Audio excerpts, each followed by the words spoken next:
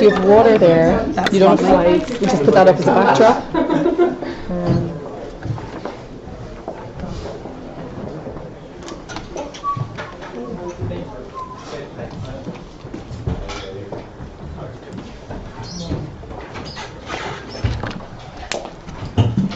Want some water yourself? Actually, I'll have to take it. Wind up the students. Keep that on. Well, does he know what we showed? Does he know what we want? Still a few people having a sandwich at the right side.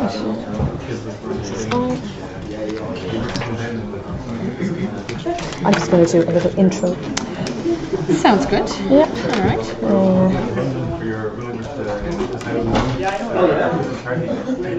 I wish we had a room like this at Christchurch. It's really nice. Yeah. I love the big one we have, but actually, I mean, what makes that work is it's really comfy seats, and we have that hardly anywhere else. I know. You know, so it's lovely to have a micro, it's a baby example of it. I think this is a capacity of 50. So is this exclusively for MBA, Masters? Well, they have first dibs on it. They have first all dibs the on time. it. Okay. But we do have other classes in it. But it's, you just have to work around their schedule. Okay. You know, Okay. which actually isn't too hard. not They too tend to be in here Fridays and Saturdays. And Saturdays. Oh, Yeah, really? yeah. Oh, okay. Corporate stuff. And then the Department of Management and Marketing, Yeah. which kind of hosts the MBA, they would then take it. So it's kind of all about the timing, really. Yeah. You know, whether you can get lucky. Slide in. or not. Yeah, exactly. Nola, how are you? It's great. I'm delighted to know this here. Nola's a historian. Oh, Yeah. good. Oh, I've got a bit on the abuses of history. She'll like that. I think it's not too repetitive. I've added in some new stuff and top and tail, but I hope for you in particular it's not like I've heard this No, I'm before. not. Happy to hear it again. Okay, It's all right. brilliant. Anyway. And it was your delivery, as well as the content. Do you know what I mean? You were Yeah. like, I'm looking at but in a very good way. Yes. Always. Very professional. No, that's not just trying to do that. Swear me, swear. We get started. So Sure. Yeah. Good afternoon, everyone, and a very warm welcome to the November Jean Monnet lecture in this Jean Monnet lecture series. And I'm really delighted to welcome Professor Amelia Hadfield to UCC today. Amelia is currently based in Canterbury Christchurch University, but in January will be moving to Surrey as head of their politics department there. Amelia is not just a great scholar, but she's a great friend as well. And she's been to Cork a number of times and keeps coming back, which is good to see. But Amelia is on her second Jean Monnet chair, which is an award from the European Commission, which acknowledges, I suppose, expertise in European studies. And her areas of specialism, she's a number of areas of specialism. One of them is the subject of today's lecture, but also the EU's Common Foreign and Security Policy, EU-Russia relations, EU neighbourhood policy, EU development policy. And this particular talk, I had the pleasure of hearing this particular lecture a couple of months back at a major conference in the UK. And there was a wonderful reaction to this particular lecture. So I'm sure that you will enjoy it. I do want to say as well that in these times of Brexit, Amelia actually, as a scholar and as an academic, has been one of the victims, I hope you don't mind me using that term, one of the victims of a Eurosceptic British press. After the Brexit vote, Amelia was treated very poorly by elements of the British press and found herself the subject of a Daily Mail article which suggested that her Jean Monnet chair was a propaganda tool, and also suggested that she was overtly pro-European Union in her judgment of an essay competition. Needless to say, Amelia and many others refuted all of that. And there was something of an outcry amongst the scholarly community across the UK, which extended to Ireland as well in terms of offering support to Amelia and her colleagues, because it was a misrepresentation of Amelia and of her scholarship, and I suppose it impinged on academic freedom in a way which is very troubling. So that's just to give you a sense of Amelia as a scholar and to offer her a very warm welcome to UCC. We're delighted to have you back, and we're looking forward to the lecture. And I do want to mention as well that this lecture series is supported by the European Union's Erasmus Plus Jean Monnet project. So over to you. Thank you so much, Mary, for that wonderful warm welcome. Mary and I go back many, many years to when the university was put forward as a fantastic venue for the Oasis conference, and Mary gave an amazing account of the university, of the city, and of herself, and we've made very close friends ever since. And I must say you're very lucky to have such an ardent supporter and an enthusiastic proponent of the Jean Monnet chair. They are very difficult to come by. They'll be increasingly difficult to get, particularly in Britain, if I'm any judge. And the way that Mary has steered the not uncomplicated Jean Monnet ship forward here in a way that really supports the department and students and beyond, I think is a credit. So Mary, my thanks to you. I've titled this An Unquiet World, an Unchained Presidency and an Unrestrained Brexit. It is, I think, based a little bit on the talk that I gave in Bath at the University Association for Contemporary European Studies chat. But since then, a lot of things have happened, not least the US midterms and the seemingly never-ending juggernaut that is Brexit. I'm involved in aspects of that, so just to be clear, I've done a little bit of consultancy for the British government, not that it seems to make any difference. So I will talk to you personally and professionally and certainly honestly. Also, if you're struggling with the accent, it's Canadian. Like, what the hell? So it's the east coast of Canada, New Brunswick. So it's I think a nice North American perspective that allows me additional methods by which to gain perspectives into Europe and the United States as well. I'm going to start with the series of unilateral decisions that the current occupant of the US White House has made, each I think with enormous consequences. The first is walking away from the Trans-Pacific Partnership, which those of you who know a lot about trade, was a real shock. We think probably this was to help give a degree of freedom with regards to where the US wants to go in terms of free trade, but the upshot is actually it's emboldened China in terms of trade and military activity in the South China Sea. Reneging on the Paris Agreement on climate change, which came as another shock for those of us who support environmental and climate change activism. Imposing, and this is particularly sore, tariff impositions on Canada, Mexico, China, and the European Union on a range of things, including steel. Upending the July G7 by withdrawing the US communique, which had never been done before. You might remember the famous NATO summit that happened in the summer as well, where NATO allies were insulted and confused, followed by the Helsinki summit with Putin, where Trump publicly denied Russian interference in the 2016 election, and in fact denied reports of his own security intelligence service, which did not go particularly well down in Washington. Pulling out of the Iran nuclear deal, which the US and the European Union had labored to put in place. More recently, threatening to pull out of the Intermediate Range Nuclear Forces Treaty. I think some of you may be aware of this, which was put together by Reagan and Gorbachev in 1987. It's a real centerpiece of Cold War construction.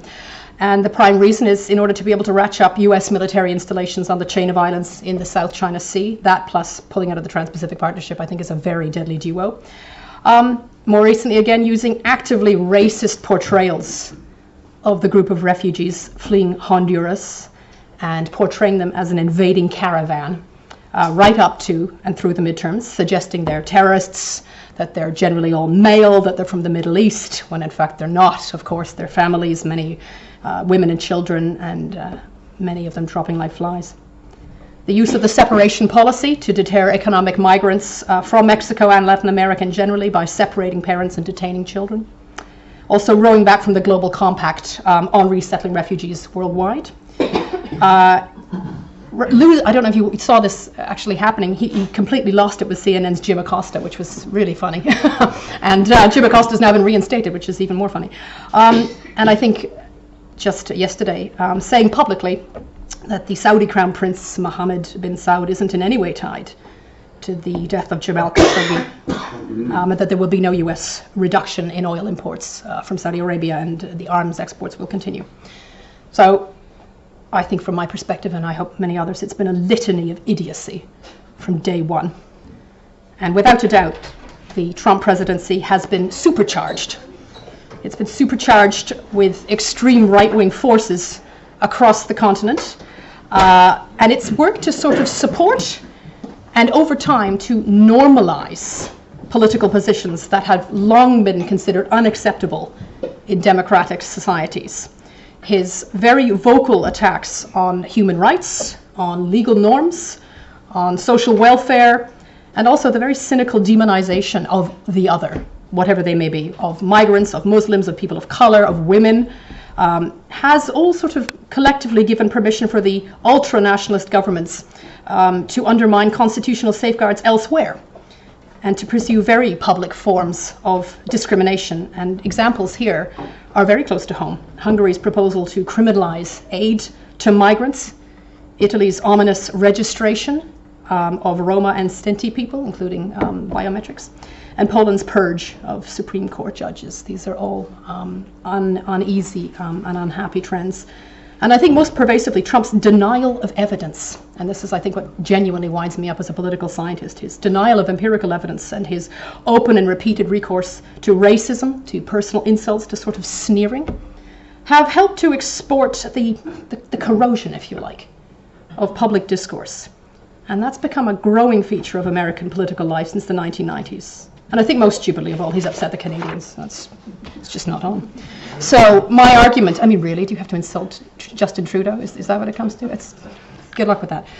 My argument is that Trump is creating short-term damage to the liberal world order, and I think potentially long-term destruction to Western political discourse. So let me just unpack that a little bit. The short-term damage. I think the good news, this is good news, is that Trump appears to be wrecking the Western liberal order. He's doing the Kremlin's work by sowing discord in the West, and there are some very good examples. He's calling into question the modus operandi of collective security. Why would collective security work with regards to NATO? He's calling into question international trade bodies like GATT and WTO. He's calling into question interlocking institutions and just the concept of pooling and collective power pooling as we find it in the EU, and just international trade as a whole, like TTIP and NAFTA. Why? Why would he do this? What's the point? According to Trump, these are institutions that simply don't work, particularly for America. They make America look like a patsy, look like a loser. Having failed to win anything, including the popular vote, Trump has made a winning strategy out of portraying America as a colossal global loser, hence the need to make America great again. It's classic victim philosophy. And the good news? Well, I think the order itself is pretty tenacious. It's pretty sustainable. It's pretty sticky. We've seen attacks on its keystones, but I'm not sure if this is quite the same as an interinstitutional unraveling. There is damage, to be sure, don't get me wrong. So if I can quote Stuart Patrick, in 18 short months, Trump has torn at the roots and hacked at the branches of Western multilateral solidarity that his predecessors painstakingly cultivated over 7 decades. But equally, let's not jump to conclusions. We may be prematurely mourning the downfall of the liberal international order. I think it's fixable now, and Trump won't be around forever. He's a quirk. Despite his inclinations, I think his ability to wreck the outer walls of the Western order rests entirely upon his degree to which he can translate his nationalistic zero-sum worldview into actions on the world stage. But the bad news is I don't think it's a wrecking ball that he's using. I think it's more like a virus. And that's a great deal more insidious. And that does suggest the option, I think, of long-term destruction. So the bad news is that Trump, and certainly the Trump trend, can be wreaking profound destruction in a much more insidious way. The long-term damage to Western norms and values which support those institutions. A permanent abeyance from those by Trump. And the longer he goes unchecked, the more it encourages other powers to act with impunity, rogue or sort of rogue wannabes. It's discursive destruction. Much of Trump's attitude, I think, is predicated on rebuilding America, on national rehabilitation, attempting changes that play really well to the base, play well to the domestic base. Again, premised on a zero-sum approach. More for me is less for you. That's fine. We don't like how you do things anyhow. If America is a loser in multilateral terms, in trade terms, and in normative terms, then it's not only someone else's fault, probably those pesky Europeans for insisting on buying their own cars. It's not just a question of unfair structures like the European Union or the WTO or NAFTA or free trade agreements in general. It's the bad ideas on which they're based to begin with, according to Trump. And bad ideas include basic values. He has no time for just the sheer idea of cooperation or building consensus or compromise or trust or solidarity. These are generally and publicly ridiculed by Trump as a total waste of time. They are archaic at best and at worst a hindrance to the art of the deal. Instead, Trump favors division, not unity. Divide et imperium, lambasting Germany for being a Russian patsy and Prime Minister May for even dealing with the European Union. It goes beyond basic values, though. Trump is clearly trying to erode advanced norms, which again we painstakingly constructed, and not without many, many victims. Human rights, rule of law, these are routinely ignored in China, in Russia, in Turkey, and especially in places like North Korea. On collective defense, Trump is entirely focused on money, not protecting the shared values of deterrence or the need to project security by deepening solidarity in an alliance the US itself helped to found. And multilateralism, I think, just doesn't get a word in. He condemns the EU routinely. His preferred political discourse, therefore, is ideologues and populism. He generally has praise for populist leaders, including Europeans, those in Hungary and Poland, because in his view they successfully weaken European solidarity and they conform neatly to his anti-immigrant views. He also specializes in what I call optic summits or dictator shopping. I suspect that's why meeting non-democratic leaders is much easier for Trump, because the scripts at these events, if there are any, are norm-free. You're presented instead with a sort of tete-a-tete within a value vacuum, where only strong men identities are needed and prevail. And the space for competition without rules is wide open. And I think also he prefers literally winners and losers. He's very black and white about winners and losers, friends and competitors. And uniquely, people can be both. Germany, for example, is a winning competitor because it makes good cars that Americans like to buy. It runs a big trade surplus. It's a big European actor. But, according to Trump, it's also a loser because it allows itself to be suckered by a bigger winner, Russia, and its free-riding attitude to European defense. You might think I'm being a bit unfair. Am I being a bit unfair? I'd hate to be unfair. Come on, Hatfield. Is it fair to pin it all on Trump? There's a very good article I'd like you to read, that Mary would like you to read, by Goldgeier and Saunders, examining how checks and balances in the United States have eroded long before Trump was in place. And they ask a very good question. How can a political system vaunted for its checks and balances allow one person to act so freely? And they suggest a number of interesting trends. First of all, constraints on the president have been eroding for decades. From Congress, from key US government departments, as well as the use of allies and international institutions. We have seen a real dropping off. In Congress, for example, the combination of declining foreign policy knowledge, declining foreign policy expertise among members, and increasing polarization has reduced the ability, election after election, for legislators to work effectively, to supervise the executive branch, even if they had the appetite to do so, which many don't seem to. In practical terms, what these committees do, the role and the impact of congressional committees on foreign policy, have declined. They've declined in both the House and the Senate, and these include some really big players: the Senate Foreign Relations Committee, the Senate Armed Services Committee, the House Foreign Affairs Committee. These all have substantially fewer and fewer hearings every year. And the result is far less supervision of the president and of major foreign policy endeavors enacted by the president. Why? Too much to do? Busy people? Too many committees? It's much more fun to be a generalist than a specialist? Sometimes. Yes, but I think also the rise of partisanship. which has risen sharply in the 1990s. Today, members of Congress reflexively support their own party. And we do too. We assume they will. Look at the way in which we even interpreted the midterms, blue and red. Did we even once look at the ideas behind those colors? Nope. We just painted in the houses. During periods of unified government in these committees, you get extreme deference to the president. But when the government is divided, as it is now, you get gridlock.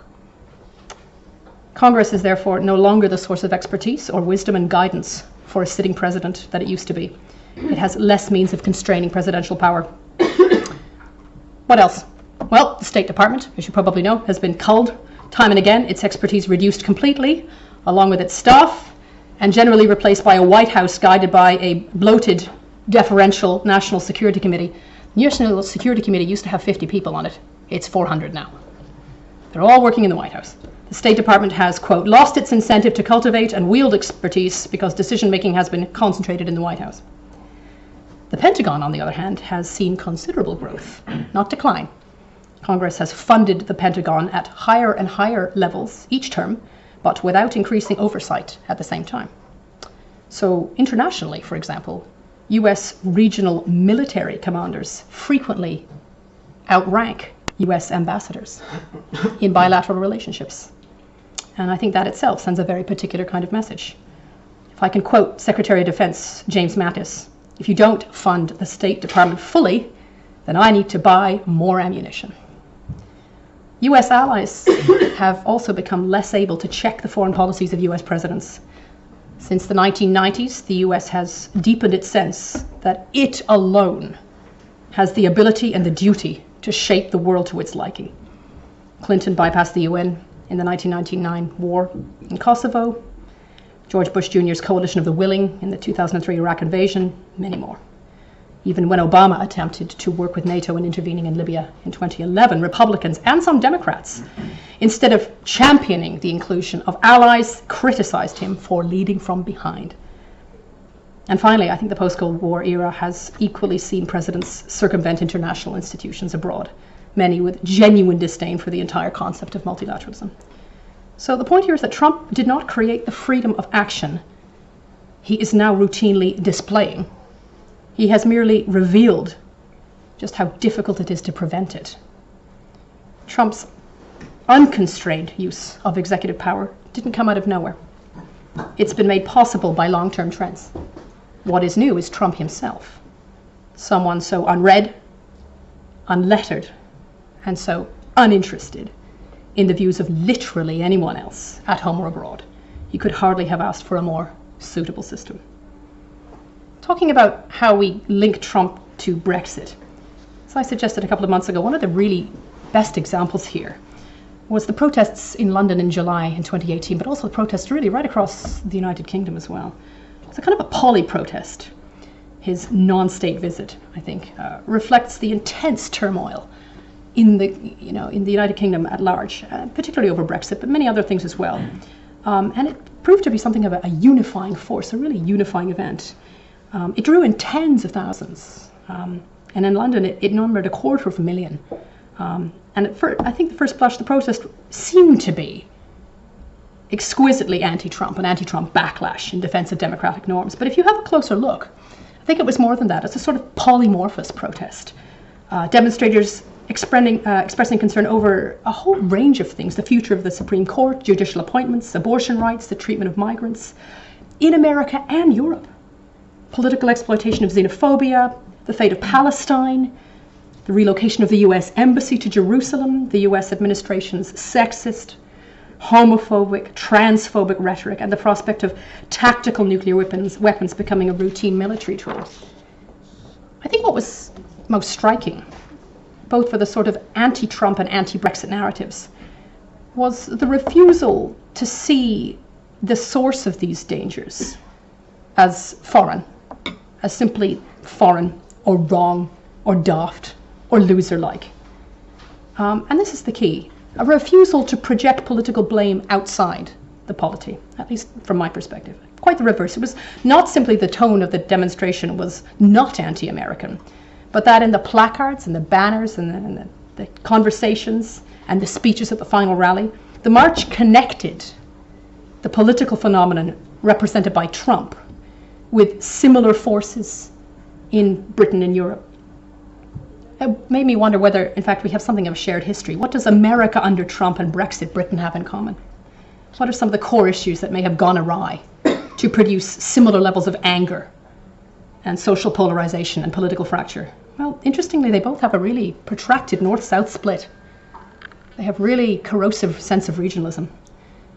They both have a mutual disdain between rural and urban regions, which has manifested itself election after election. Rural communities feel they have been left behind. And their disenfranchisement has spawned cultural anger, cultural resentment against two groups, the same in America as it is in the UK, a domestic liberal urban elite and migrants. Both these groups tend to be badged in negative terms. Useless, overcultivated metrosexuals on the one side, and equally useless apparently, migrants that contribute nothing to the economy and overused, overstretched public resources. It's actually the complete opposite. Contempt for industry and for business. Contempt for facts. Both have built a post-truth world. Trump and the Brexiteers alike have resorted to anti-intellectual, anti-evidence, post-truth, alternative facts. Opinion is what counts. Evidence is rubbished in the interests of partisanship. Contempt for history, which is particularly galling, because I have 2 degrees in history, so that really winds me up. To fit the political agendas of the present against the sort of myths. And it's particularly the misuse of a history of exceptionalism in both countries, where either in America or the UK, only they stood against a key foe. That sort of absolute sense. And it leads to a poor ability to cultivate allies, and it leads to inherent skepticism about how to deal with key multilateral organizations. And it's compounded by an equally poor ability to convey to the general public why these institutions are important and why they are necessary. They both have globalist aspirations to foreign policy as well, despite their anti-cosmopolitan sympathies. The Americans may still be able to pull this off, though I think under Trump, it's by virtue of ignoring allies and riding roughshod over key institutions and withdrawing from treaties. But let me reassure you, after a visit to Brussels last week, global Britain is just a fantasy. Here, the history of the former British Empire and the present Commonwealth remains a source of encouragement for the notion of global Britain. In this fantasy, Britain retains its somehow existing trade with Africa, Asia, and the Americas. It hasn't been called the Americas for quite some time. And somehow expands this to hitherto unknown and glorious dimensions, while simultaneously dispensing with the formidable negotiating power that comes from being part of the world's largest and richest trading bloc, and which started it all to begin with. Whoops. Also, I think they're ironically closer to their neighbours. Britain is intrinsically European. The influence of French culture, German Protestantism, Italian art and food, European music, painting, literature, and the host of economic links that go right back to the early Middle Ages, on through to the Industrial Revolution, tech, finance, communication revolutions. These are fundamentally interdependent with Europe. And yes, I will admit, as a Canadian, we share much with our southern neighbour, economically and socially, if not politically and culturally. I managed to get through that without using the word hockey. That's great. The overlap is unhealthy, perhaps, and in regards to Mexico, the overlap is profoundly unacknowledged.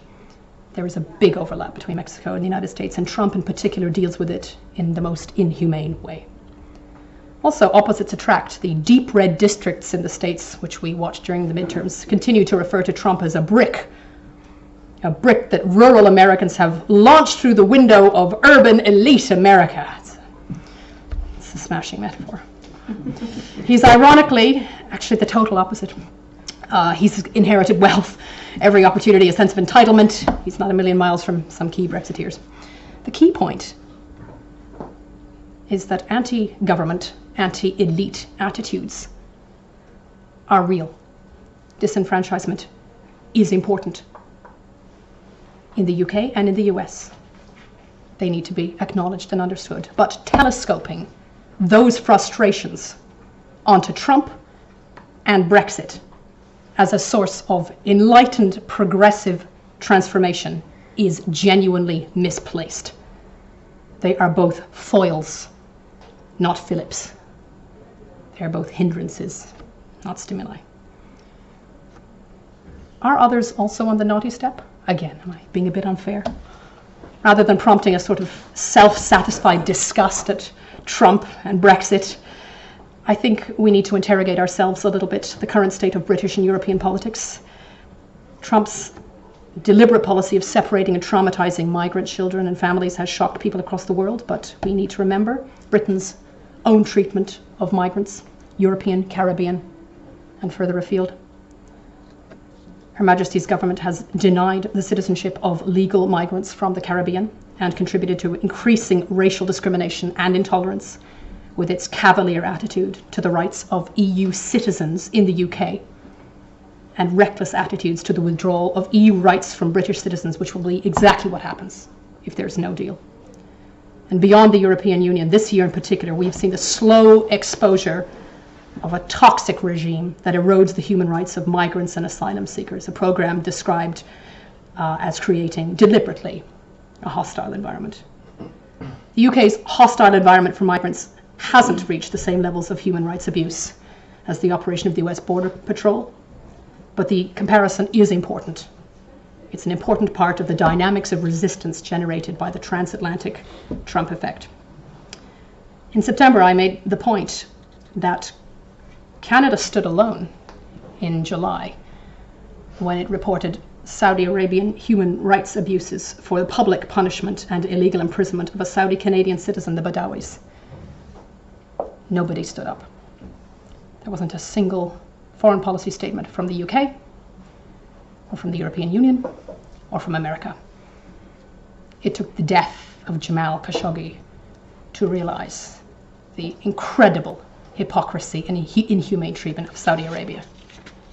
Now we all know. How are we going to prepare for a post-Trump, post-Brexit world?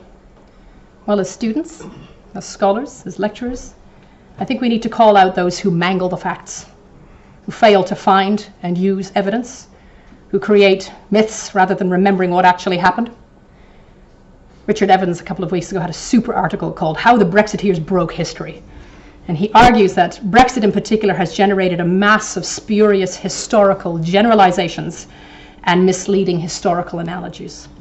And the worst of the lot of late is the new Foreign Secretary Jeremy Hunt, who at the September Conservative Party conference accused the EU of trying to punish the UK for leaving and then comparing the European Union to the Soviet Union in trying to prevent people from leaving, calling the EU a prison for people who want to escape.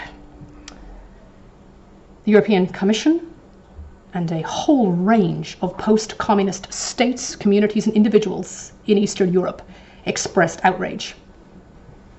Did the Red Army force you to join the EU? A former Polish foreign minister asked Hunt in disbelief. How many millions has Brussels exterminated? Is there a gulag for demanding a referendum on independence? What do we do as regions? I think we need to fight back against the threat of the value vacuum I mentioned before. I think we need to forge trade deals and political dialogue, hand in hand with like-minded nations. I think we need to go beyond the lip service of global governance to make real, helpful, practical improvements to the international rules-based system, enhanced scrutiny, greater accountability, transparency, enforceability. And I think we need to acknowledge that neoliberal multilateralism and globalization itself isn't an automatic home run, or even understood as a home run by all. I think we need to accept that the benefits of shared sovereignty and common standards result, for many, in disempowered modes of traditional decision-making. Sacrosanct areas like legislatures, parliaments, trade unions, electorates. There may very well be a sense of diminishment. We need to redress the sense of alienation, the lack of accountability, the sense of individual and communal disenfranchisement. It came from somewhere. It looks to many like de-democratization. We need to think about how to make projects work on the basis of re-democratization. We need to study politics as well. Mary, this is one for you. The eminent historian Linda Coley recently wrote of her outrage hearing a UK government spokesperson, I heard this on the radio too and I nearly drove into a tree, suggesting, quote, that universities should charge less for arts and social science courses since these subjects do little to boost careers or the economy. As she said, such a view is wrong and short-sighted, even in utilitarian and economic terms. If there's going to be any kind of globally involved Britain, particularly post-Brexit, young people, that's you, are going to need to study history and politics and study languages and a whole lot more. You cannot hope to do effective business or diplomacy with others if you do not understand the language, have no knowledge of their society, state and government. Failing to do these and more will simply yield more Trumps and more Brexits. There will be more heads of states who point to legitimately held fears about perceived threats to local and national identities associated with migration and population movements, which is going to continue. They will use a powerful narrative of loss, victimization, and vicious redress. Make America great again is synonymous with Brexit's take back control mantra. All it takes is one individual to tap into the emotional unpredictability of populist discontent, right or left. Couple it with local disenfranchisement, add a soupçon of ideological recklessness, and you have a president like Trump, or an electorate that votes to leave the European Union, or a country that starts nailing up chicken wire on its borders, locking up children, allowing any kind of other system, organization, idea to be seen as foreign, wrong, bad, and the legitimate object of bombast and xenophobia. That's the point.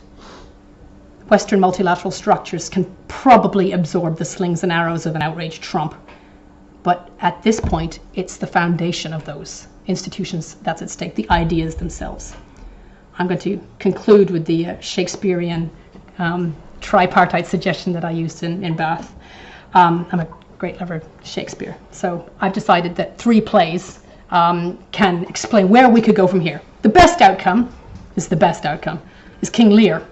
The Mad King, you remember him? Surrounded by craven criminals, he finally leaves, abdicates, snaps in front of the parliamentary committee in favor of his wiser, incorruptible daughter, Cordelia. Everything returns to normal. That's the best outcome. The middling outcome's Hamlet. Remember him? Short-term madness and homicide, quite a lot of it, but largely constrained within one family, ultimately bailed out over the long term by a bigger, wiser, reformist neighbor. And the worst outcome is Troilus and Cressida. Everyone winds up dead and you wish you'd gone to see the importance of being earnest instead. Thank you very much.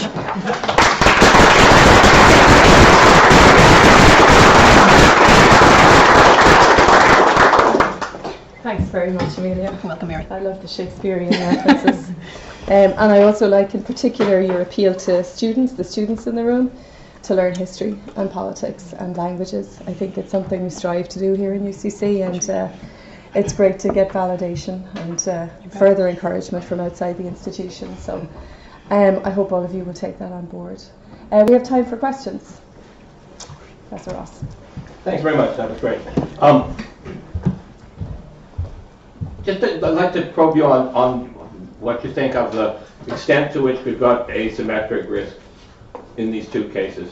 I mean, it has seemed to me from the start that Brexit is more dangerous than Trump, in the sense that, and I actually think the last few months, at least, of the Trump phenomenon in America, there's an awful lot of encouraging notes, right? I mean, there are some. Sure.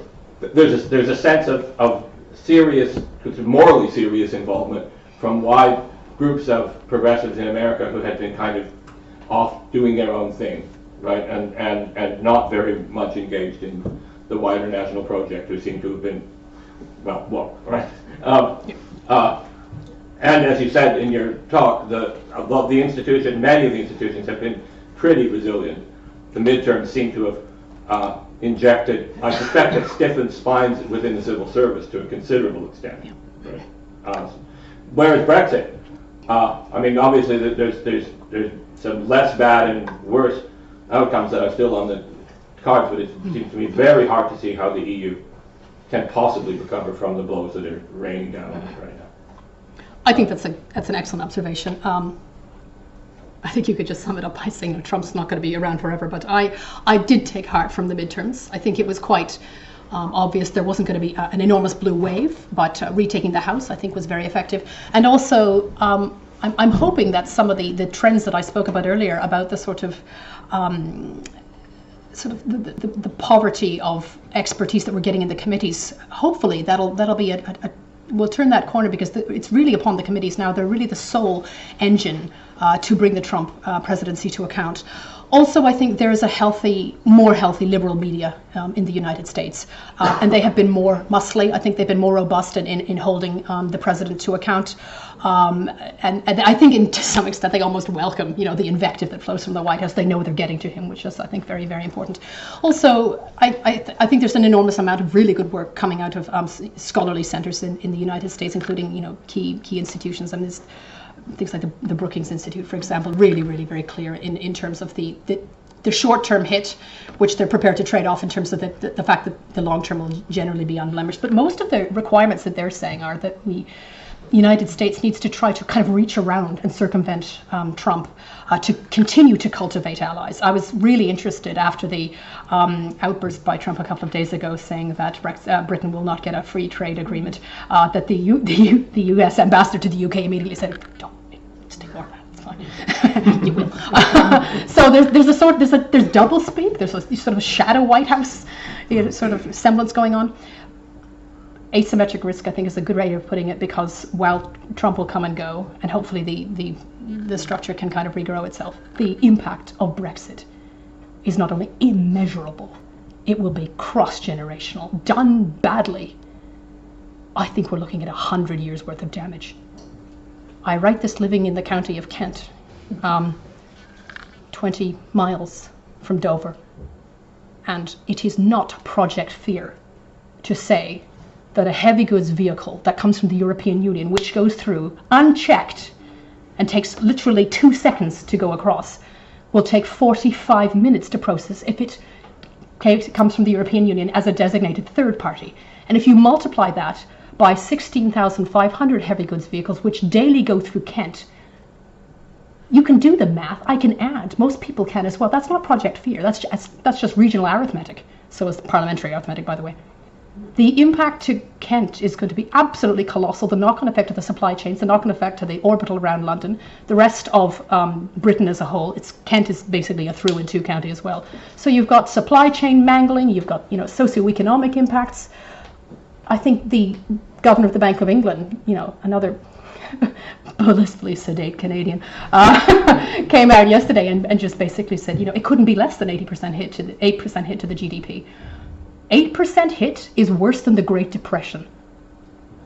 It's worse than World War II. It's twice the 2008 crash. It's taken this long to just about eke out. And we all know which member states felt that the worst. Britain will take years to recover, even if, as you quite correctly point out, even if done well. So you're right. I probably should have pointed that out. Thank you. Lots of questions. We'll go to Rosari. Yeah, thanks. Thank you. Wonderful talk. Can you say a little bit about the role of the media, especially the privatisation, especially in America, the privatisation of the media? Because obviously, traditionally, the media is seen as a safeguard, for the public. Certainly, we sort of have this almost romantic view of it. And also the power of social media, and within that, then, the power of data analytics and Russia in the background, sort of masterminding outcomes of elections, and for their own benefit.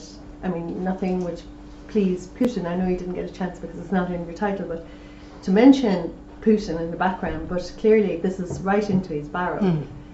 Discontent in Europe, discontent in America. I mean, it's just all wonderful for him, especially in the light of his movements towards taking over the Ukraine, which seems like the next step. Yeah.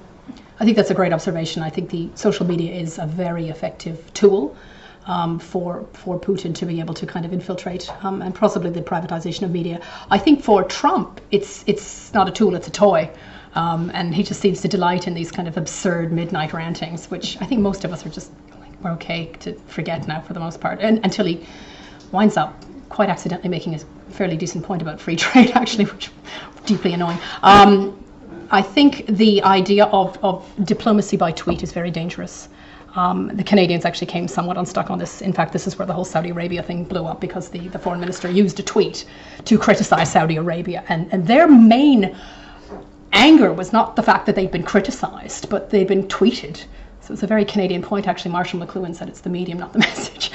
So I think they felt, not even worthy of a déclaration or a démarche, we're tweet, but we live in a tweet world now. And I think the way, the incredibly concentrated nature, of that, and I find it has probably equivalences to the privatization of media as a whole, means a reduction in surface area of discourse and available legitimate debate, and that's very unhealthy to begin with. And it also, it deliberately forecloses other voices and other narratives, and that's really deeply unhelpful and unhealthy, I think, in the long run. So that's a great observation. Thank you.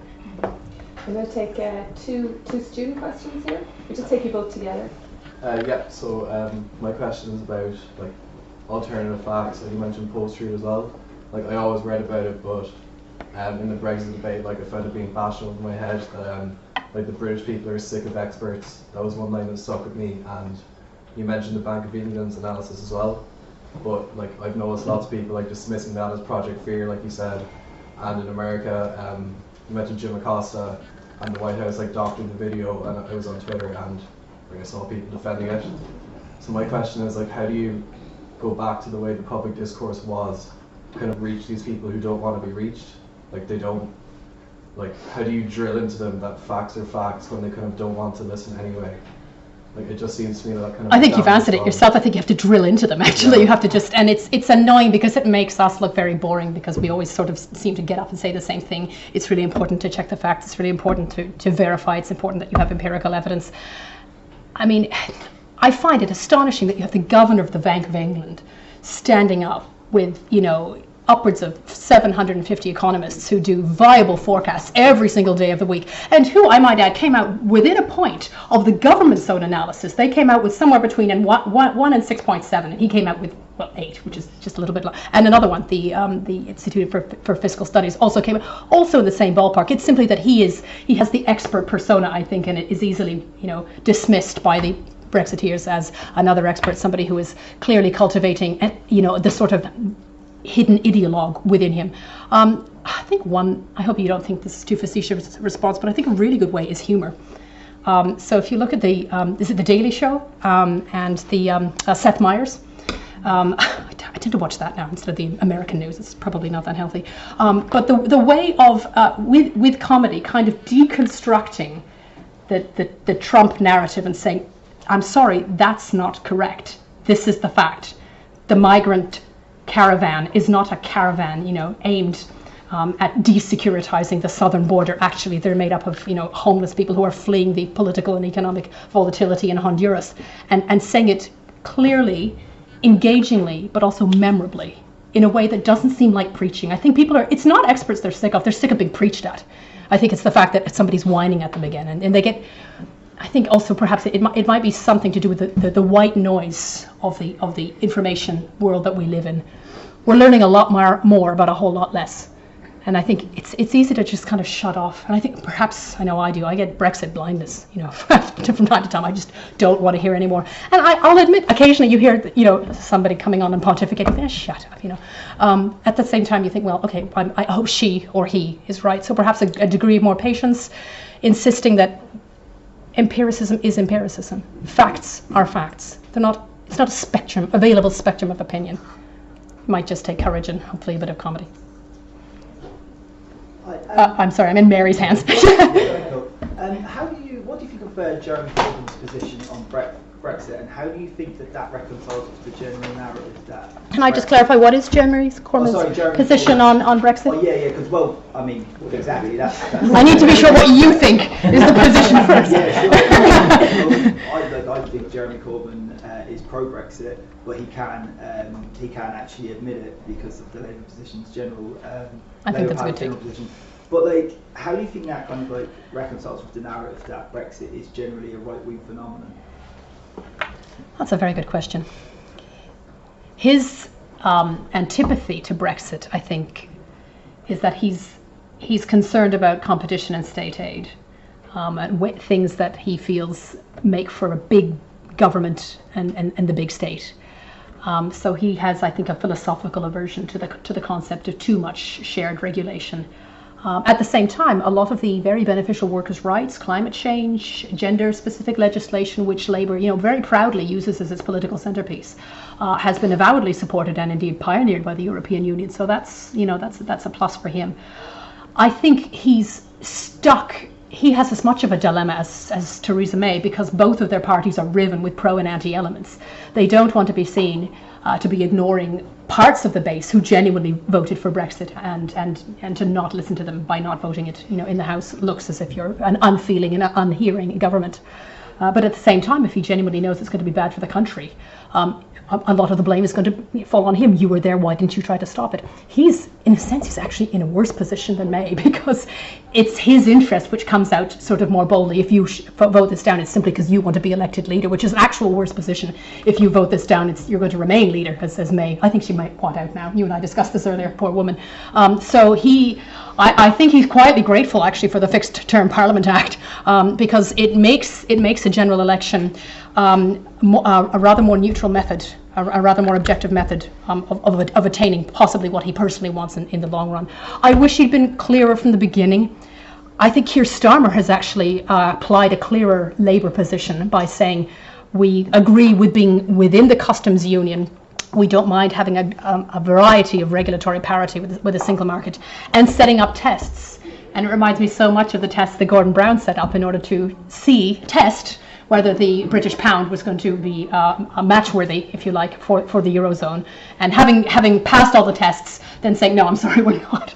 It's just something, it's a goodness of it that we simply can't achieve at this point. So tests, they're a bit of a double-edged sword. Watch out if you pass them, So we'll have to see. It was a good question, though. Very good. Thank you. And there's a question here, and we'll go to Andrew then. We're under time pressure with this room. So I know you need to kick us all out. So we'll just take 2 more questions. Do you want to go ahead? That was great. What do you think the 2008 elections reflect on American support of the Trump administration? The 2018 elections. I thought you said 8. I was going back in time. What do they reflect? Well, I think a little bit like the first question. I think there is a resurgence now. I think there's a sense of failed promises. I think there might be a sense that Trump is all hat and no cattle, to use an American expression. I think also people have been genuinely put off by some of the really ridiculous decisions that he's made, which I attempted to non-exhaustively outline at the beginning, and let down, because I feel I think there's a sense that this isn't actually genuinely in the service of America. It's not a collective ideal. It's actually a narcissistic method of, allowing the most thin-skinned American president, to just feel good about himself every day.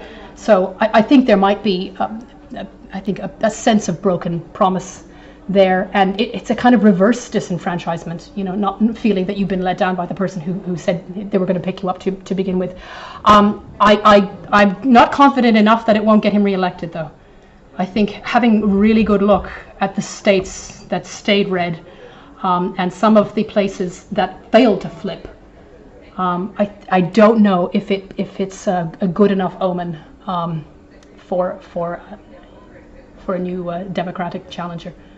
I'm not quite convinced yet, so it may mean that we have further Trump to go.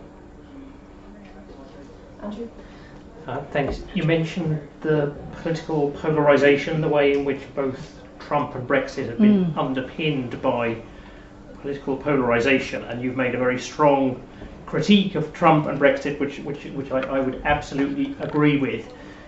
In a sense, almost that critique nearly buys into the polarisation, in a sense.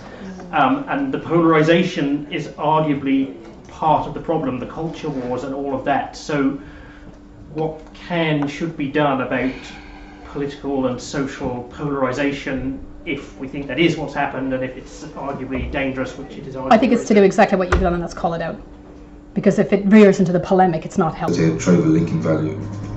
Beerpong founders Billy Gaines and Duncan Carroll emerged from the student beer pong subculture as the first tribal entrepreneurs in the year 2006.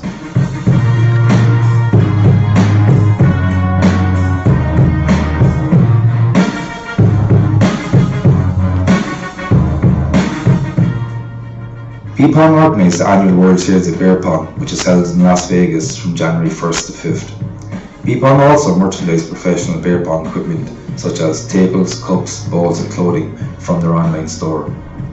Beer Pong revenues are approximately $3 million per year.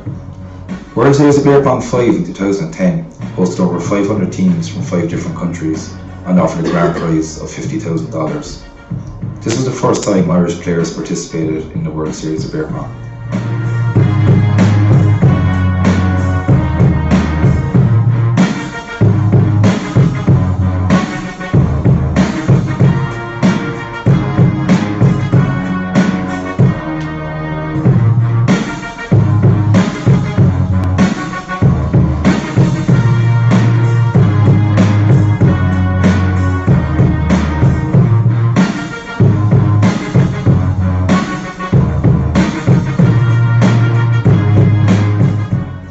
We attended the World Series of Beer Pong as a holiday. We had no interest in becoming professional beer pong players, or for that matter, establishing a professional beer pong brand in Ireland. However, as a result of our experience, on a return flight from Vegas, we founded Beer Pong Ireland with a view of replicating the beer pong experience for Irish consumers.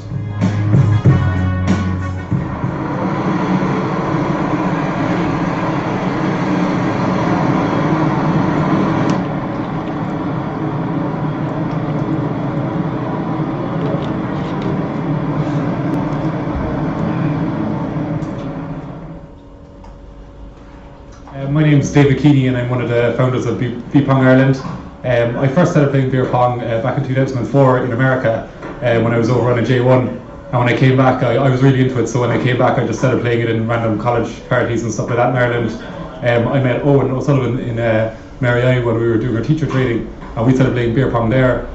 He introduced me to Stephen and we all started playing together last year a lot, and we ended up going to the World Series in Vegas, which is kind of our inspiration for starting Beer Pong Ireland, because it was so incredibly run over there, and we wanted to bring that sort of level of professionalism to Ireland. And so 6 months later, starting our first tournament in May, this is where we're at, holding a big tournament in the Bailey, and we're just really proud. As Dave said there, we pretty much started Beer Pong Ireland back in May, but like originally we kind of just treated it as a game we used to play before going out.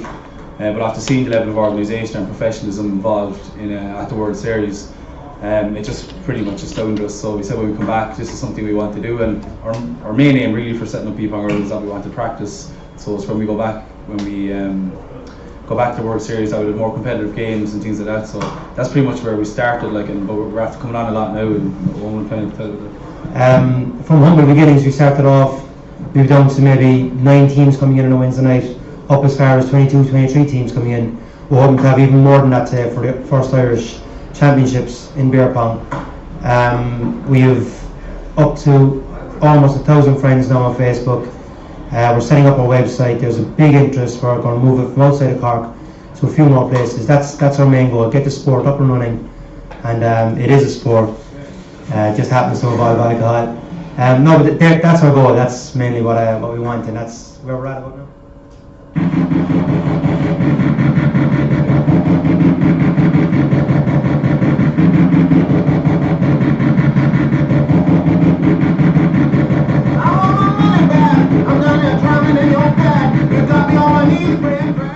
We could have chosen any brand name for our beer pong venture. However, following our conversion to the Beer Pong brand, we decided to bear an affiliation with Beer Pong. This venture was about passion. Organising professional beer pong tournaments in the modest setting of Cork City, Ireland cannot earn a decent wage. Thus, a second-tier tribal entrepreneur can be defined as a tribal member operating a semi-independent small business resulting from a conversion experience to a focal brand. A second-tier tribal entrepreneur reworks and evangelises the focal brand in a manner that complements local meanings and practices.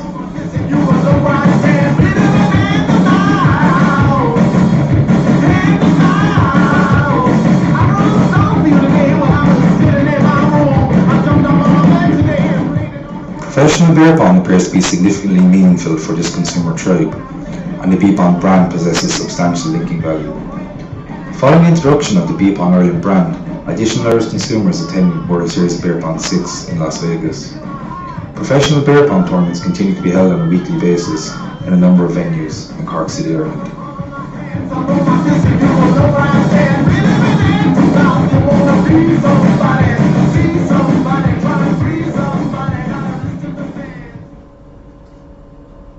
First 2 years was very random playing, and there wasn't very much players. We are more serious about beer pong. We wanna be good at it. It looked fun, and we like just right. It's fun and we like it. It's very nice to have this kind of competition in Europe, because we have to go in Vegas, USA to play it. So it's nice here. Yeah, it's nice to be here. When we first played, we never could dream that we will be traveling to play beer pong. Drinking is nice, but I like the game. Yeah, we like beer, but it's more of sport now. Yeah. First it was all the beer, but nowadays it's most of sport. There was one of my friends was over from the States before, and he kind of introduced this whole group to it. And then Steve and Dave and Owen came along, and they actually set up a proper competition. So we've known about beer pong for about 2 years, but like there's never been anywhere we could actually go every week and play competitively, I suppose. I started in May. I think he started in around July or something. It was actually a colleague from work who brought us here for the first time, and I thought it was so fun, so I kept coming. Yeah, and they dragged me here, so yeah. It's absolutely fantastic. Great to have different teams here. We have Finnish, Swedish, we have a few Americans here. It's great to have a mixture of people here, and everyone is bonding over one game. There's the same faces here every week, like, and you just get to know, you all get to know each other as well, like. So. It's handy too, if you win though, you can bang over for a whole week in the following competition, lads. It's all the drink, you know, and just made lots of friends since I come in here, so they don't know a lot of people, you know. That's what I think, a lot of camaraderie, you know, it's just really good, you know, a lot of people It's fairly competitive during the games, you know, like, you get the ball after and stuff, but after the games, everybody's special friends and stuff. Each other off, you're mocking each other, but at the end of the day, we're all friends and it's good laugh. So sometimes you might think about not coming in, and if you don't come in, you're saying, what have I missed? You know, that's what have I missed?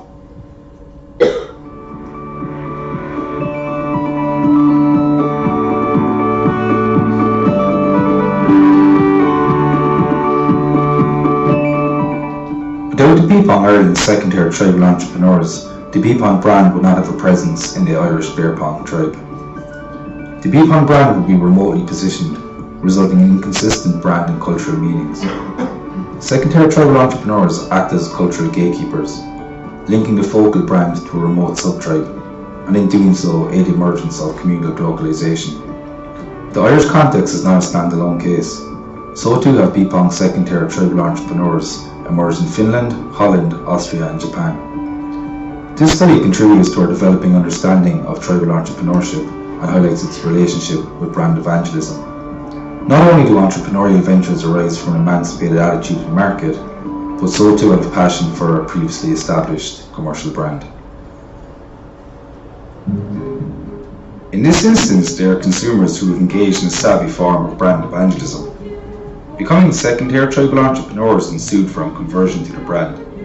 On behalf of their venerated brand, they have introduced the brand into a new market context, globalized the brand to complement local meanings and practices, and developed a sub-tribal following with little regard for financial earnings. This marks a novel form of entrepreneurship primarily based on passion. The boundary between entrepreneurship and evangelism is not clearly demarcated. Gouling and Sarn discussed the subcultural life cycle in which commercial orientation develops and tribal entrepreneurs emerge within a subcultural context. It appears that the emergence of second-tier tribal entrepreneurs is a succeeding stage in which a fuller commercial orientation emerges, consisting of the savvy form of brand evangelism, which has been outlined in this study.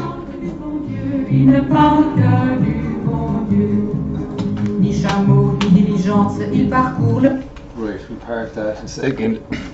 I continue on shift. So the network of second-tier tribal entrepreneurs has resulted in the commercial globalization of the Beer Pong brand, and that was just one example in the Irish context.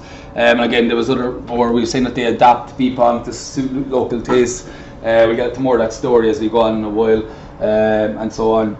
As I said, we could have picked any kind of venture for our beer pong kind of idea, but linking it back to the parent brand kind of gave us the most legitimacy going forward, particularly in trying to get alcohol sponsorships and stuff like this, which trying to get alcohol sponsorships for a drinking game is not fucking easy, which we'll get to in a while. So anyway, so co-branding we felt was very, very necessary to some degree, even if it was just a small bit. We were able to kind of hide under their cloak to some bit. So we're going to get the kind of co-branding. So why do we co-brand in this initial stage? So according to the old proverb, 2 heads are better than one. That's fine, but is it always the case with a co-branded partnership between 2 or more corporations? So when brands closely match to begin with, this result's kind of fine, but if they're not closely matched, there is some problems, and we're going to get through some of these problems. So one of the biggest ones over the last few years, one of the biggest breaks has been the partnership between Adidas and the All Blacks. So All Blacks was the leading in New Zealand rugby and so on. So why should they, an established global brand, feel the need to enter into such an arrangement? So part of the answer, of course, is the mutual benefits. So in order to co-brand, there needs to be some benefits being trading both people. So each brand has its own core and extended values that's differentiated from its rivals. So co-branding then obviously, of course, influences this by you get your co-brandies, you get the other companies' values also, but also some of the negatives. So core values remain unaltered, while extended values can be modified as opportunities arise. So it's I'm trying to think of that like my friend always says he's not a nice person, but it's okay because his girlfriend gives to charity. That's kind of how she gives to way more charities that she should, so that's how he balances it out. So that's kind of what we're talking about here to some degree. He uses that excuse for every girlfriend, yes. Oh, I'm not art at all. She's in art, so it's grand. So core values boost an organisation through the creation of brand equity, so on. So partnership and doubling up, you should get something.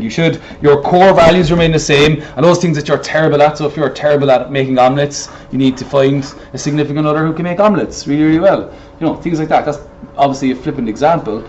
Pardon the pun, but didn't mean that. So yeah, so we understand what we mean. It's just some of the stuff that you need to pull somebody else in for. So that's why we kind of use the BPON brand. This is a big established brand in the States who were so close to always being on TV and so close to getting us televised and more sponsorship and so on. They were always on the cusp of it being great and really, really successful. And we were trying to fucking piggyback on that small bit because we knew if it blew up over there at all, and we were the BPON Ireland crowd, we were laughing. Anyway. So, could we use social co-branding as a metaphor to understand our love lives or whatever, our personal lives? Absolutely we can, as we just did. So co-branding enables a particular brand to become associated with another partner's core values. So it can augment a product or service by enabling the brand to acquire some of the values, distribution channel, or just general goodwill feelings that it previously lacked. So sometimes this works better than others. Adidas, the All Blacks versus Beyonce and anything, for example, because if you do fucking too much of it, it loses its appeal. So if your face is everywhere,